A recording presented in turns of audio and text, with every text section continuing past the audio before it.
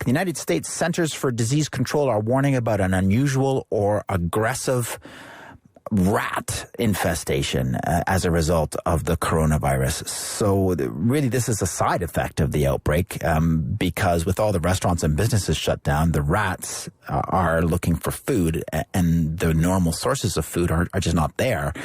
And that means the CDC says that their behavior changes and not for the better. So with us live to discuss the situation here in Montreal is Chris Grabas. He's manager and animal control expert at Skedaddle Humane Wildlife Control here in the city. Chris, good morning. Nice to talk to you again.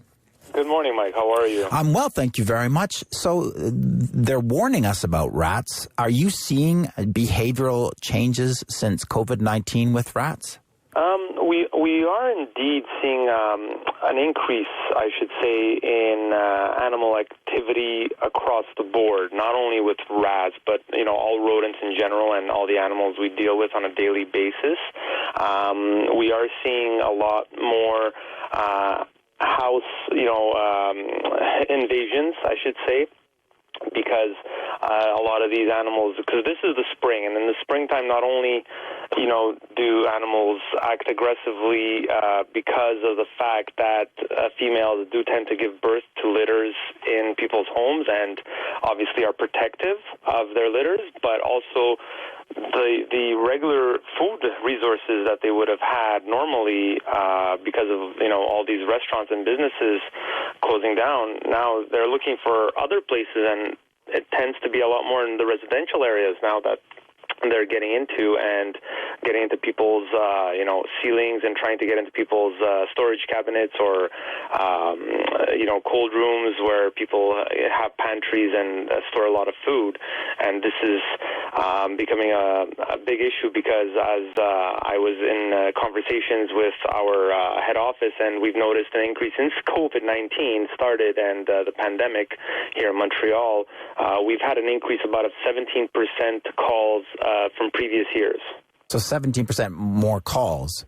Correct. And in terms of, what about I'm wondering if you've seen this behavioral issue that they're talking about in that as you are fighting for scraps of food and there are fewer sources available, that the rats get even more unpleasant. Of course, they will definitely, be aggressive in terms of trying to find food and desperate, so they will likely act aggressive if there is a breadcrumb somewhere and you're going to sweep it up. That rat's going to consider that, hey, you're taking something away from me that I could use. But even before they would act aggressive towards us, they're going to act likely more aggressive towards their own species before they act aggressive towards an opposite species. So we are seeing also, unfortunately, some cannibalism as well among the rats. Rats eating rats. Correct. Preying on the weak ones, or the weak and the small. The bigger ones will always eat the smaller ones. I've seen a case myself, not with rats but with mice. They are the same family of rodents, where people tend to catch them in these live traps and are very negligent and not taking them out of these live traps quickly enough, and I come across one of these and I see one mouse left alive in there, and the rest are all pretty much eaten down to their bones by that one strong mouse.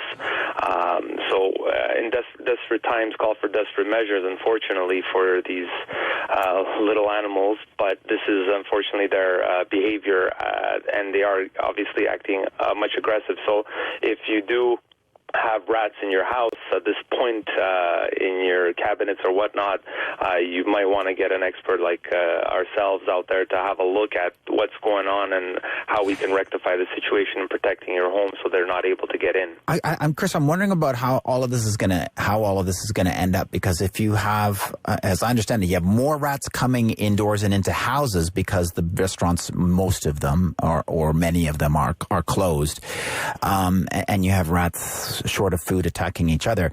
Does that mean that the rat population will go down? It can. It can. Like, this is actually an interesting situation. We're going to see how it plays out. If they are indeed, killing each other, then, we may see a slight decrease. But at the same time, the strong ones will survive and give birth to more offspring potentially.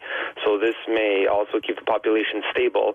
Usually when you have like a shock in a certain niche of an animal, like they will bounce back. There's always a bounce back. So I'm pretty sure that nature will bounce back at some point. But we are seeing like not only, let's say, with just rats, but we're seeing a big infestation with other animals as well, like squirrels, raccoons, and you have to remember that since COVID started, there's less cars on the road. So we're not seeing as many cars, and the number one predator for a lot of these animals tends to be humans in their cars. Their cars on the road are always, hitting a raccoon, hitting a squirrel. I'm telling you, I've been driving. I've been essential service since the pandemic started, and I'm not seeing as much roadkill as I did in previous years. And driving into town, it's much more, free-flowing for me. My days are, a lot easier in the sense that I tend to see more customers than I used to because it's just easier to get around, and there's less animals being hit by cars. So this might mean that there's going to be bigger litters, and these litters will survive.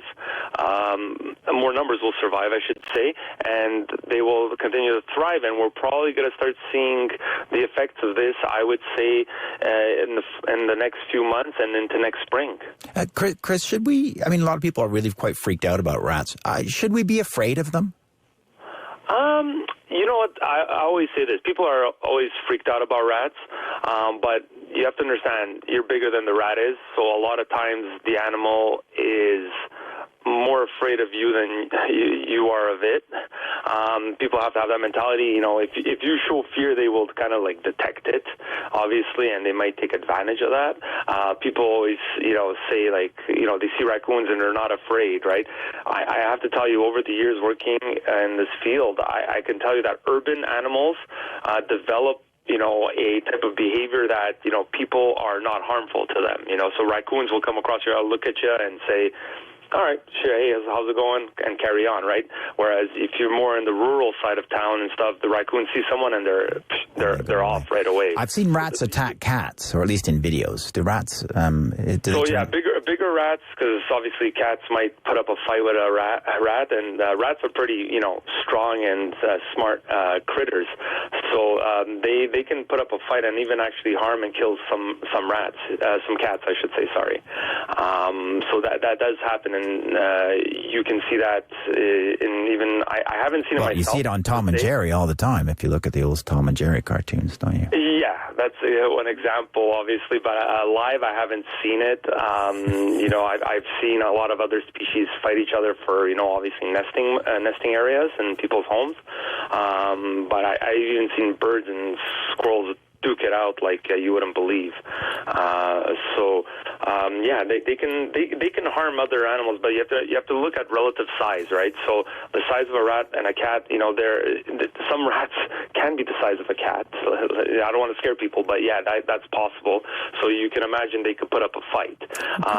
But a rat will probably, from a bigger sized dog, wouldn't want to even think about him. He'll just run off or whatnot. So you have to understand, we're bigger than even some dogs, so that rat is going to be likely afraid of you. If you show fear, then obviously they can take advantage of that and keep terrorizing you, I should say. Chris, thank you very much.